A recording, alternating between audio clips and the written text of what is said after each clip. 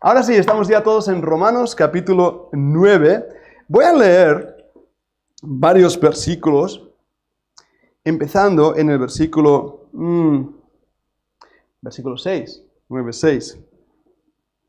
Vamos a empezar ahí. No que la palabra de Dios haya fallado, porque no todos los que descienden de Israel son israelitas. Ni por ser descendientes de Abraham son todos hijos, sino en Isaac te será llamada descendencia.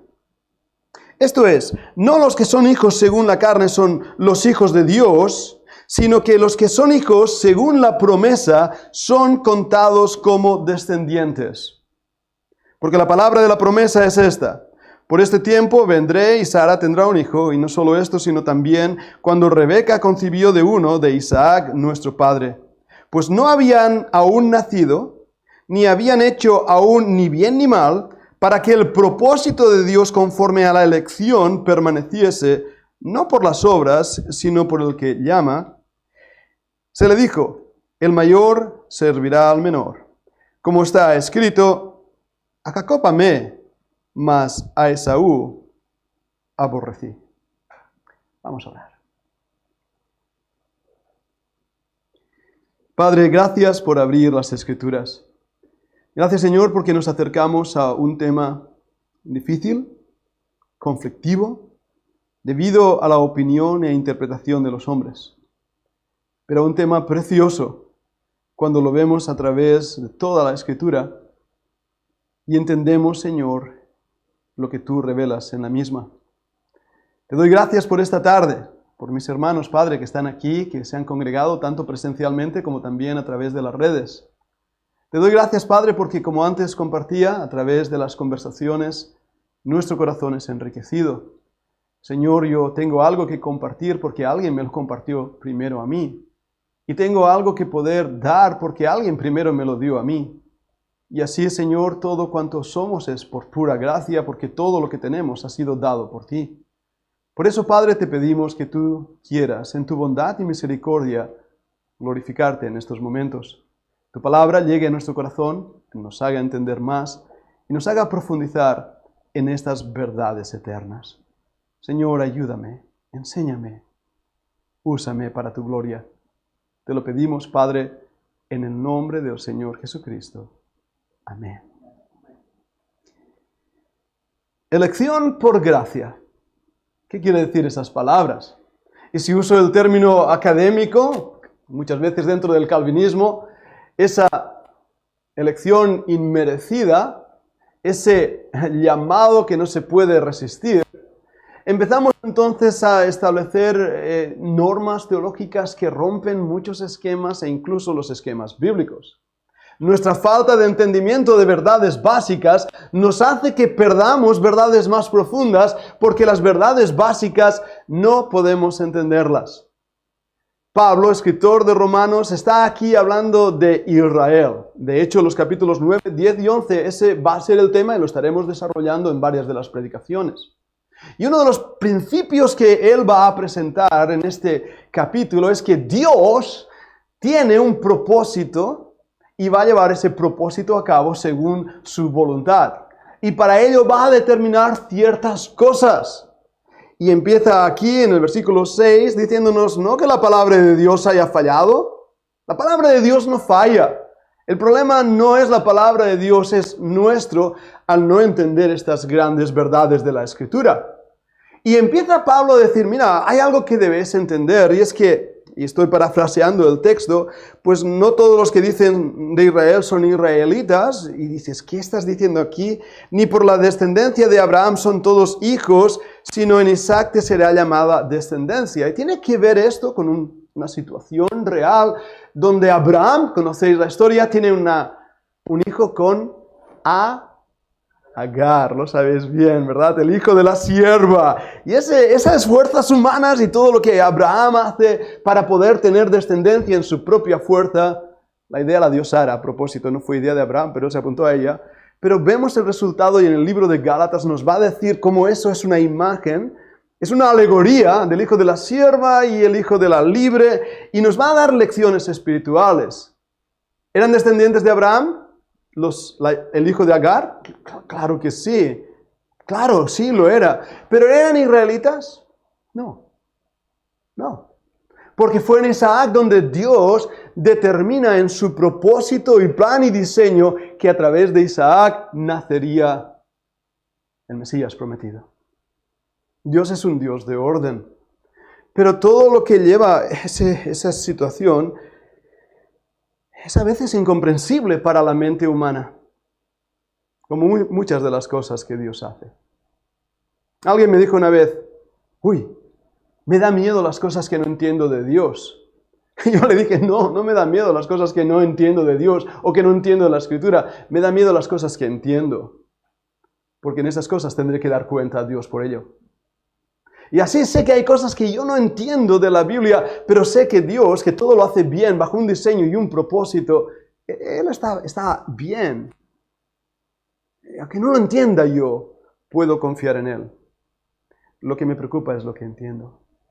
Y una de las cosas que entiendo es que me es necesario nacer de nuevo para ser realmente, como dice aquí, israelitas. Versículo 8 dice, esto es, no los que son hijos según la carne son los hijos de Dios. ¿Habéis visto esas palabras?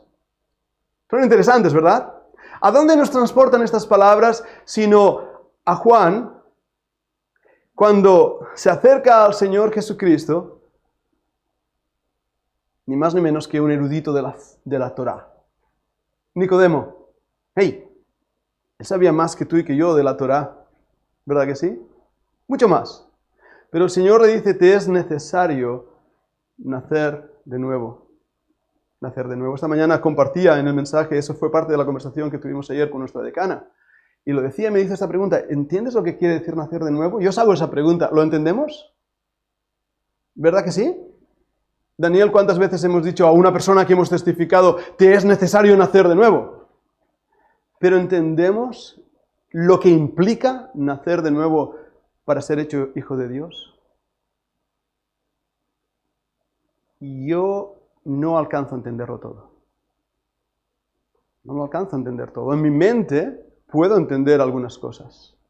Puedo entender que debo confesar mis pecados, que debo decir a Dios, perdóname por lo malo que he hecho, por no amarte a ti.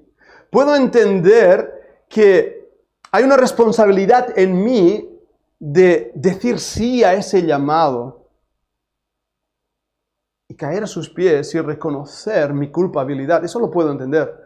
Puedo entender mi responsabilidad en cuanto a si confesares con tu boca que Jesús es el Señor y que Dios le levantó de los muertos, ¿serás salvo? ¿Eso lo puedo entender? Los que somos salvos, ¿verdad? Que lo hemos hecho, hemos reconocido que Cristo vino al mundo a morir por nuestros pecados, que Él resucitó de los muertos, hemos puesto fe en ello, ¿verdad que sí? ¿Puedo entender eso? Ahí implica mi responsabilidad. Pero a Nicodemo se le fue dicho, no son engendrados de carne o de voluntad humana. Las mismas palabras de aquí, no los que son hijos según la carne son hijos de Dios. ¿Y qué implica esto? Hermanos míos, somos salvos por gracia. Y la gracia, ese don inmerecido, siempre es gracia. No cambia.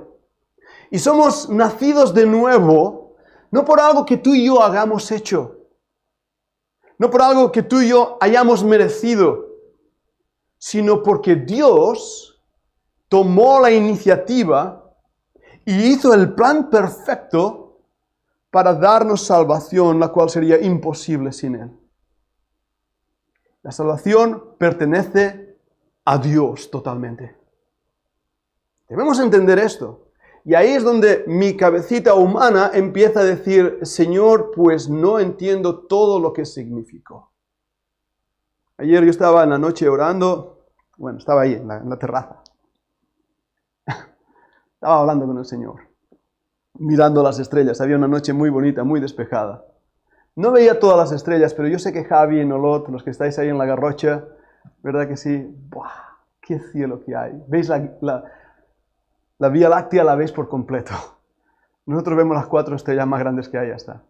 Pero viendo solo las 4 que veía, decía, Señor, es inmenso, increíble. Todo lo que tú has creado, todo lo que tú has hecho, es maravilloso. Estoy encantado, mi alma lo conoce muy bien, Salmo 139. Y pensé, no lo entiendo.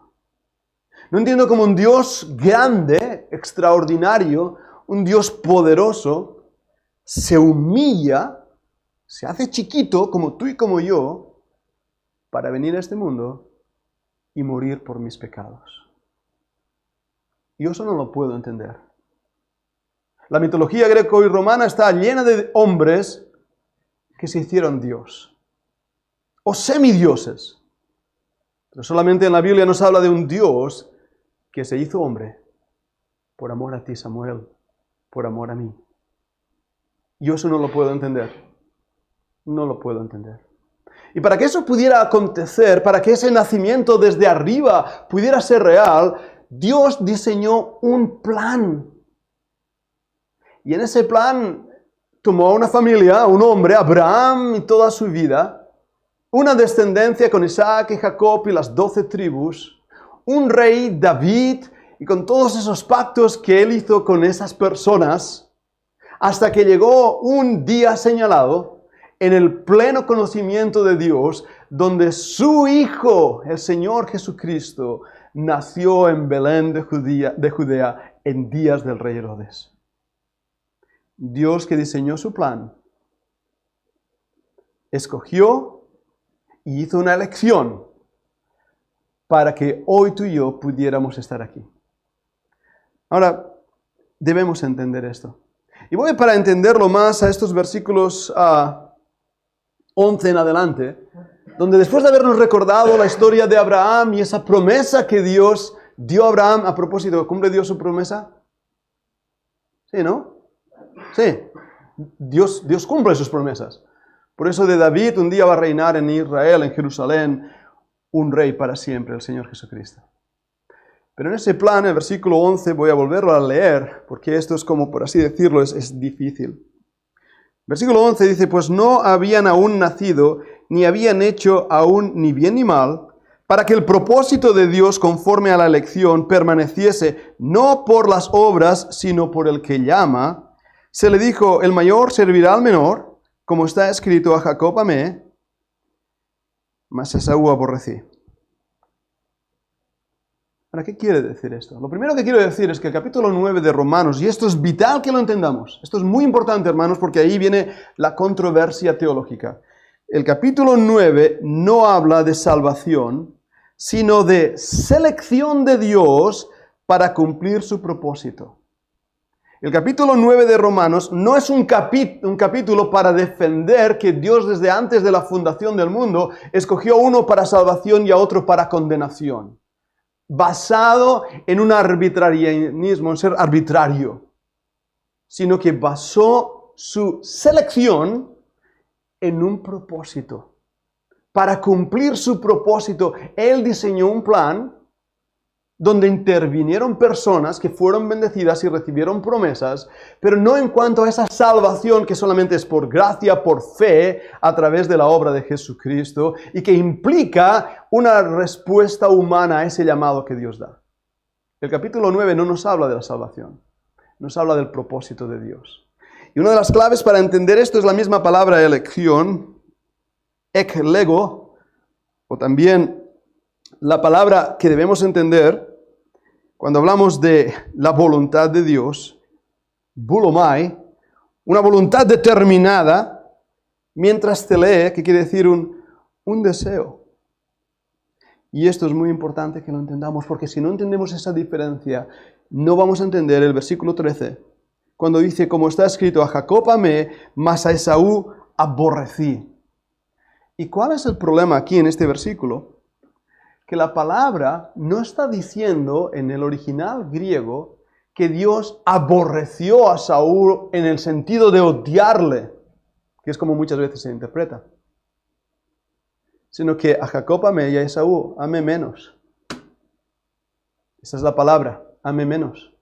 Y no se está refiriendo a que este va al infierno y este va al cielo, sino que Dios en su propósito, como antes he mencionado, seleccionó. La palabra elección que aparece en el versículo 11, quiere decir seleccionar, tomar aparte, con un propósito. Dios seleccionó a Jacob para llevar a cabo su propósito y a Esaú lo amó menos.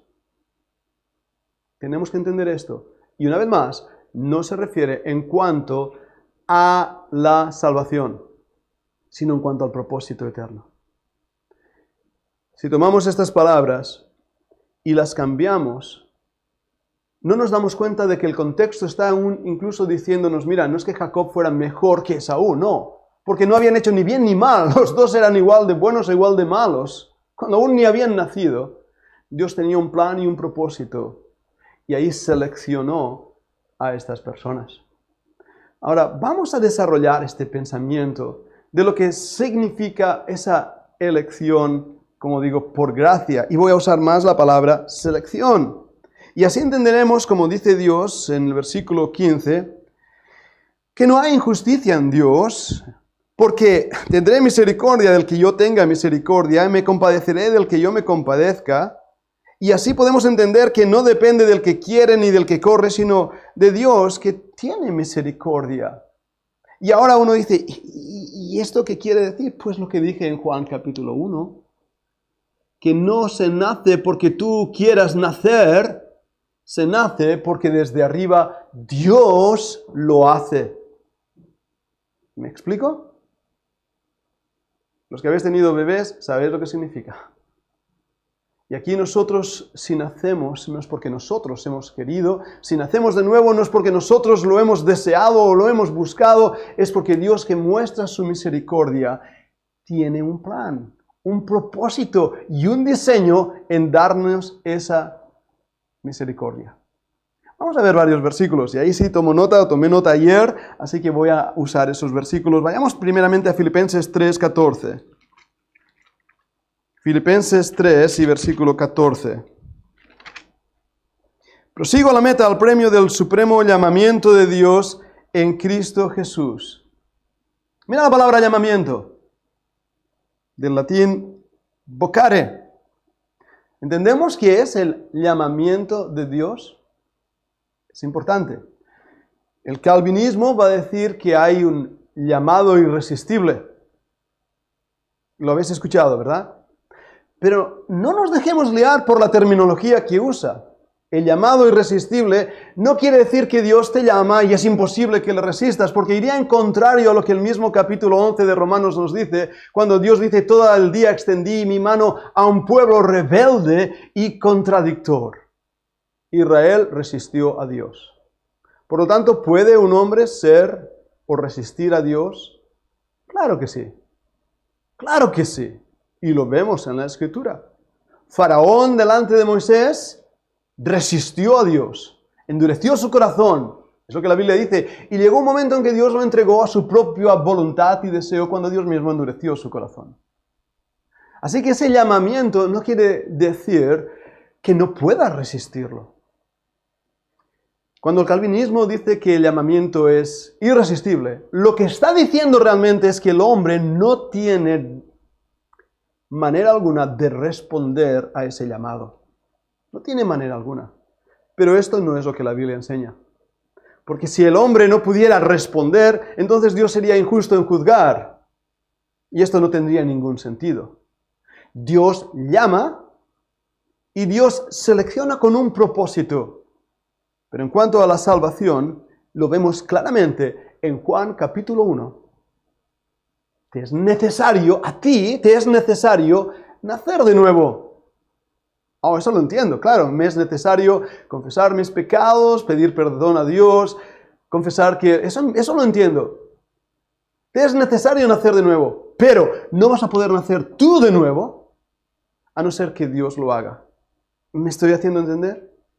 Porque la salvación pertenece a Dios. Ahora, ¿para qué entonces es ese llamado? Bien, vamos a ver algunos pasajes. Y os voy a dar la respuesta antes de ver esos pasajes. Prosigo a la meta, al premio del supremo llamamiento de Dios en Cristo Jesús. ¿Para qué me ha llamado Dios? Para ir al cielo y tener vida eterna. Eso me beneficia. ¿Pero es eso el llamado? Dios nos ha llamado para glorificarle. Tu propósito en la vida, mi propósito en la vida, es glorificar a Dios. Para eso nos llamó Dios. Y para eso Dios seleccionó a una nación, a Israel, y a una familia, los descendientes de Abraham, y a un tiempo, el tiempo en que reinaba Herodes, para enviar a su Hijo y cumplir el propósito de Dios en cuanto a su salvación hacia nosotros. No hay intervención humana en todo esto. Es lo que Dios hace. Pero a la vez, hermanos, nos enseña la Biblia que no es el hacer, sino el ser. Y vamos a verlo. 1 Tesalonicenses 5:24, voy a leer una lista de versículos, si por favor abrís las escrituras ahí, en 1 Tesalonicenses 5:24.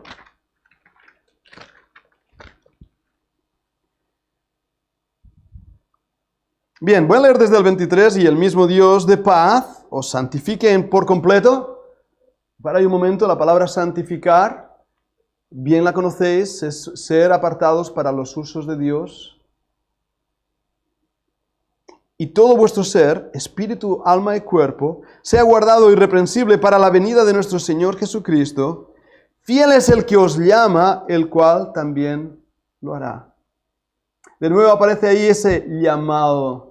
¿Y para qué sirve este llamado? Para todo lo que ha dicho anteriormente. Estad siempre gozosos, orad sin cesar, dad gracias en todo. No apaguéis el espíritu, no menospreciéis las profecías, examinadlo todo, retened lo bueno, absteneos de toda especie de mal. Todas esas cosas no podríamos hacerlas si no fuera porque Dios nos ha llamado.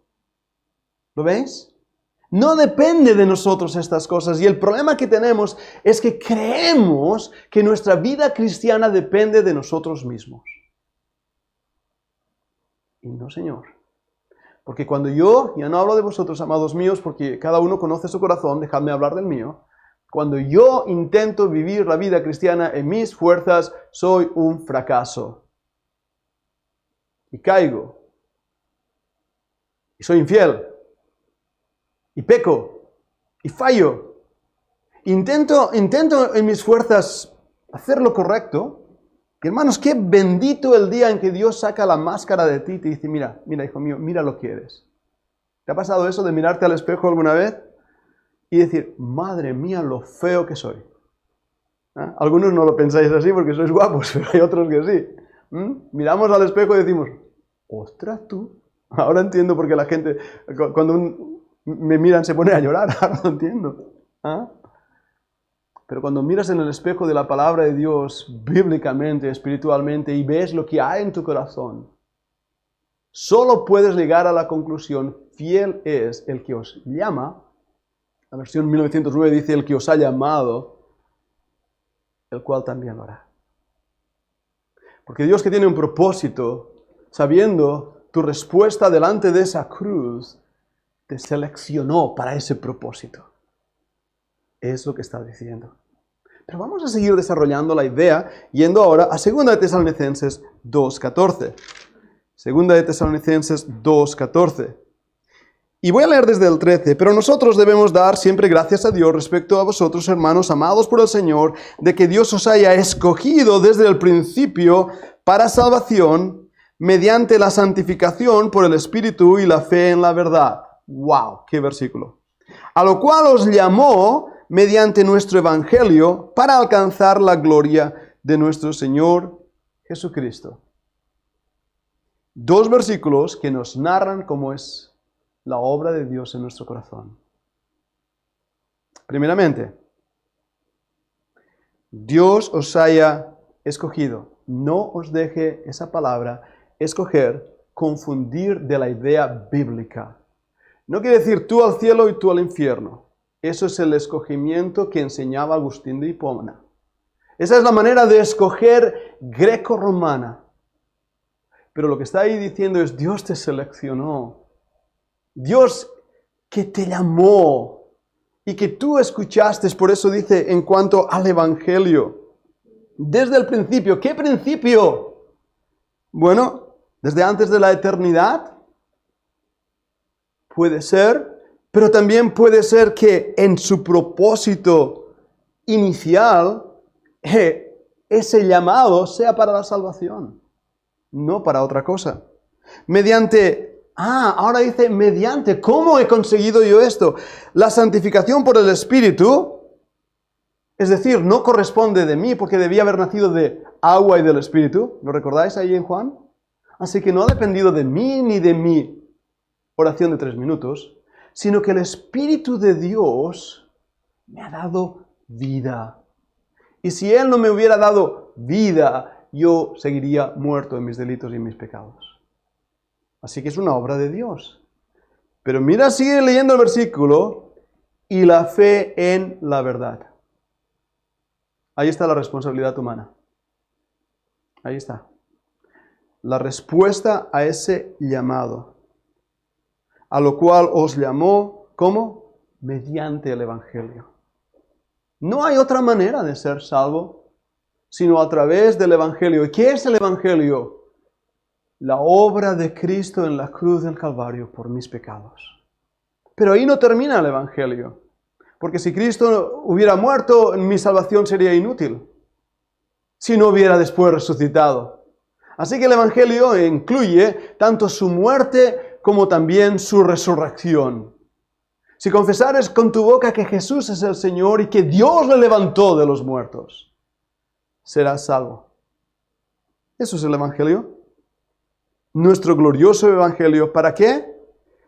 Para alcanzar la gloria de nuestro Señor Jesucristo. Y hermanos, ¿qué pasa? Que discutimos y nos perdemos en las discusiones teológicas y olvidamos el objetivo final, la gloria de Cristo. Tú y yo estamos aquí para la gloria de Cristo. Ese es el objetivo. Ese es el fruto del Evangelio y ese es el resultado de ese llamado, la gloria de Cristo. No perdamos esto en nuestra mente teológica, que esa selección tiene el propósito de que tú y yo vivamos en este mundo para la gloria de Cristo. Sigamos desarrollándolo. Primera de Pedro 2:21. Primera de Pedro 2:21.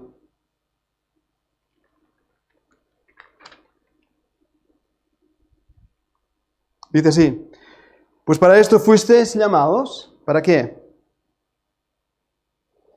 Porque también Cristo padeció por nosotros, dejándonos ejemplos para que sigáis sus pisadas, el cual no hizo pecado ni se halló engaño en su boca, quien cuando le maldecía no respondía con maldición, cuando padecía no amenazaba, sino encomendaba la causa al que juzgaba justamente, quien llevó él mismo nuestros pecados en su cuerpo sobre el madero, para que nosotros, estando muertos a los pecados, vivamos a la justicia, y por cuya herida fuimos sanados. Porque vosotros erais como ovejas descarriadas, pero ahora habéis vuelto al pastor y obispo de vuestras almas. ¿Cómo? Para esto fuisteis llamados. Esa voz que nos llevó a un quebranto, a una resolución en nuestras vidas, para entender la obra de la cruz del Calvario. Segunda de Timoteo 1, 8 y 9. Voy a avanzar rápidamente en estos versículos en 2 de Timoteo 1, 8 al 9.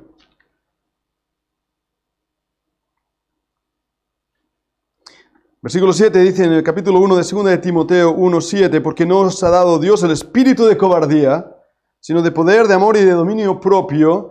Por tanto, no te avergüences de dar testimonio de nuestro Señor, ni de mí, preso suyo, sino participa de las aflicciones por el Evangelio según el poder de Dios, quien nos salvó y llamó con llamamiento santo, no conforme a nuestras obras, sino según el propósito suyo y la gracia que nos fue dada en Cristo Jesús antes de los tiempos de los siglos.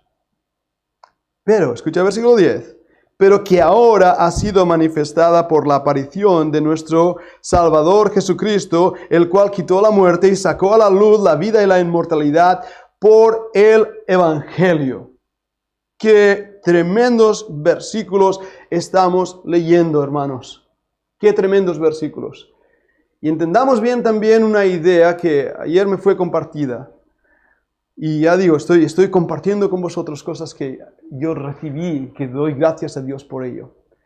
Esa palabra, testimonio, ¿la conocéis en griego? ¿Alguien la sabe? ¿Me ayudáis en ello? No, Javi, marturion, de ahí viene mártir, ¿verdad que sí? Mártir. La palabra mártir la entendemos, es una persona que está muriendo por su fe. Pero es que la palabra testimonio quiere decir una evidencia. Una evidencia. Tu vida es una evidencia de lo que Dios ha hecho. Es una evidencia. Es una evidencia de que el fruto del Calvario no fue en vano y la muerte de Cristo no fue en vano, sino que tú y que yo hemos sido redimidos a través de esa obra expiatoria. Por lo tanto, cuando la gente te ve, ven en ti una evidencia de la cruz. O debería tal vez haber dicho, debería ver en ti una evidencia de la cruz. Nos salvó y llamó con llamamiento santo, dice el versículo 9, no conforme a nuestras obras. Salvación no es por obras. No conforme a lo bueno que éramos. Romanos 9, antes que uno hiciera el bien o el mal, Dios ya estaba obrando. ¿No fue por eso que nos escogió Dios? Sino, dice el versículo 9, según el propósito suyo y la gracia que nos fue dada en Cristo Jesús antes de los tiempos de los siglos. El énfasis, una vez más, es que lo que somos es por pura gracia, no por nosotros. Y esto nos debe llevar realmente a un entendimiento profundísimo de la obra de Dios en nuestros corazones. Y nos debe llevar a una humildad extraordinaria. Porque venido el cumplimiento del tiempo, como dice la Escritura, venido un momento, y el versículo 10 lo dice, vino Cristo, nacido de mujer, conforme a la ley. El propósito de Dios se estaba cumpliendo en su diseño, porque Dios está fuera del tiempo. Dios creó el tiempo. Dios fue el primero en darle a ese cronómetro eterno, con el primer segundo, minisegundo de la eternidad. Hizo clic, y Dios inventó el tiempo. Pero Él estaba fuera del tiempo, por eso a Dios nadie le creó. Pero el versículo 10, ahora en este tiempo, se ha manifestado por la aparición de nuestro Señor y Salvador Jesucristo. Por Él somos salvos. Vayamos a un par más de versículos, 2 de Timoteo 1, 8 al 9 hemos leído. Vayamos ahora a 2 de Pedro 1, 8 hasta el 10.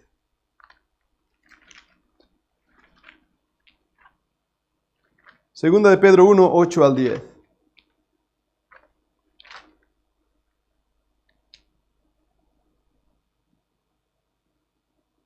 ¿Lo tenéis? Dice así. Segunda de Pedro 1, versículo 8. Porque si estas cosas están en vosotros y abundan, no os dejarán estar ociosos ni sin fruto en cuanto al conocimiento de nuestro Señor Jesucristo. Pero el que no tiene estas cosas, tiene la vista muy corta y es ciego, habiendo olvidado la purificación de sus antiguos pecados. Por lo cual, hermanos, tanto más procurad hacer firme vuestra vocación, vuestro llamado y elección. La palabra una vez más es selección, porque haciendo estas cosas no caeréis jamás. En el contexto de estas palabras, Pedro está diciendo, mira, vosotros, en el versículo 5, poniendo toda diligencia por esto mismo, añadid a vuestra virtud, a la virtud conocimiento, al conocimiento dominio propio, al dominio propio paciencia, a la paciencia piedad, a la piedad afecto fraternal y al afecto fraternal amor. Todo esto es fruto del Espíritu Santo. Y en el versículo 8 dice, porque si estas cosas que acabo de mencionar están en vosotros y abundan, estas cosas no os dejarán estar ociosos ni sin fruto en cuanto al conocimiento de nuestro Señor Jesucristo. Hermanos, cuando vivimos en el poder del Espíritu Santo es imposible que no haya fruto. ¿Lo habéis escuchado bien? Cuando vivimos en el poder del Espíritu, Dios va a crear fruto en nuestras vidas. Pero cuando vivimos en el poder de la carne, no vivimos conforme al llamado que hemos recibido, sino que estamos totalmente sin dar fruto en nuestras vidas. Porque el propósito de Dios no se cumple en nosotros, porque nosotros estamos siendo un tropiezo para ese propósito. Qué tremenda enseñanza. El último pasaje, 1 Corintios 1:9.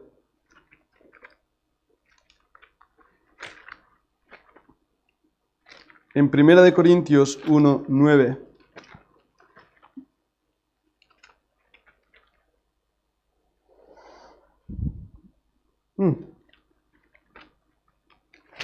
Ahora lo he encontrado, ahí está. 1:9, dice así.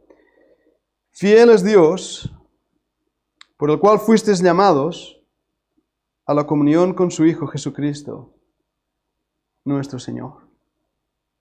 Empezaba el mensaje de esta tarde con Filipenses 3:14. Fiel es el que os ha llamado, el cual también lo hará. Fiel es Dios, que nos ha dado un llamado. La salvación le pertenece. Yo soy infiel y voy a ser infiel y voy a fallar. No es excusa ni estoy intentando decir no pasa nada. No, al contrario, estoy mostrando una realidad. Israel fue infiel. Volvamos a capítulo 9 de Romanos. Israel no tuvo fe, fue incrédulo. Lo decíamos esta mañana, ¿verdad? Al cruzar el Mar Rojo. Habían visto el poder de Dios en las plagas de Egipto y dudaron. No había tumbas, ¿verdad, Javi? Lo que estamos hablando en la mesa. No había tumbas ahí en Egipto para que tengamos que morir en este desierto. Dios les había llamado con un propósito. Dios iba a cumplir ese propósito, pero ellos fueron incrédulos. Y se abrió el Mar Rojo y lo cruzaron en seco y 40 años de incredulidad en el desierto. Israel fue infiel, pero Dios permaneció fiel a su propósito y a su llamado. A esa promesa que había dado a Abraham y a Isaac y a Jacob y a las tribus. Y Dios fue fiel porque en su propósito decidió no tomar a Esaú y a su descendencia edomita, sino tomar a Isaac y a su descendencia para cumplir ese propósito. Y por eso dice a Jacob, amé, y a Esaú, amé menos, en cuanto al propósito. Pero no podemos hacer a Dios injusto. Porque esa elección no es una elección arbitraria, sino una selección extraordinaria para cumplir en tu vida y en mi vida el propósito. ¿Y cuál es el propósito? Nacer de nuevo, que viene de arriba, para que tu vida y mi vida le glorifiquen. Para que Cristo crezca y nosotros menguemos. Esta creo que es la verdadera enseñanza de la doctrina de la elección. Y recordemos bien, la gracia es siempre inmerecida. Es esa influencia divina sobre el corazón y su reflejo en la vida. Esa gracia que me rescata, me pone sobre la roca y que mi vida lo demuestra con una convicción y una evidencia, un testimonio que muestra la obra de Dios en mi vida.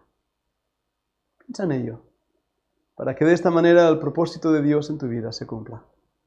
Glorificar a Dios como bien hemos oído y gozar de Él para siempre. Vamos a orar.